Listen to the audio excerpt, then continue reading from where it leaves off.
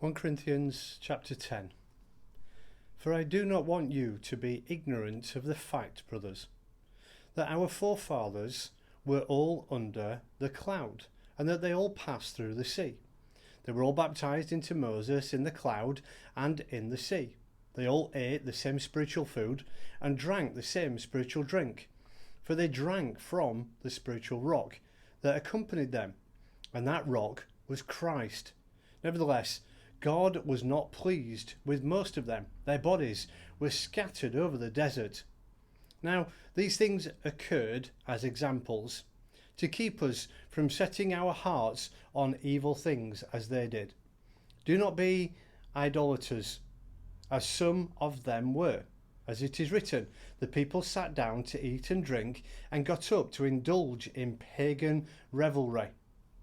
We should not commit sexual immorality, as some of them did, and in one day 23,000 of them died. We should not test the Lord, as some of them did, and they were killed by snakes. And do not grumble, as some of them did, and they were killed by the destroying angel.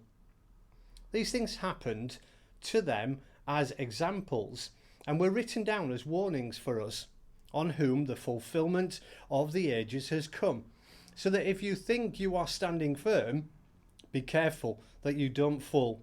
No temptation has seized you except what is common to man, and God is faithful. He will not let you be tempted beyond what you can bear. When you are tempted, he will also provide a way out, so that you can stand up under it. Therefore, my dear friends, flee from idolatry. I speak to sensible people. Judge for yourself what I say. Is not the cup of thanksgiving for which we give thanks a participation in the blood of Christ? And is not the bread that we break a participation in the body of Christ? Because there is one loaf. We, who are many, are one body, for we all partake of the one loaf. Consider the people of Israel. Do not those who eat the sacrifices participate in the altar?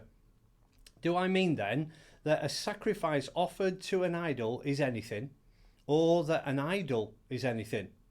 No, but the sacrifices of pagans are often to demons, not to God. And I do not want you to be participants with demons. You cannot drink the cup of the Lord and the cup of demons too. You cannot have a part in both the Lord's table and the table of demons. And are we trying to arouse the Lord's jealousy? Are we stronger than he? Everything is permissible, but not everything is beneficial. Everything is permissible, but not everything is constructive. Nobody should seek his own good, but the good of others.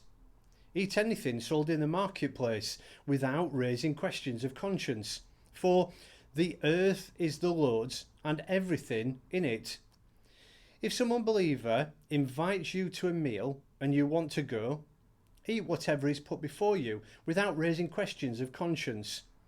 But if anyone says to you, "This has been offered in sacrifice," then do not eat it, both for the sake of the man who told you, and for conscience sake. The other man's conscience, I mean, not yours. For why should my freedom be judged by another's conscience? If I take part in a meal with thankfulness, why am I denounced because of something I thanked God for?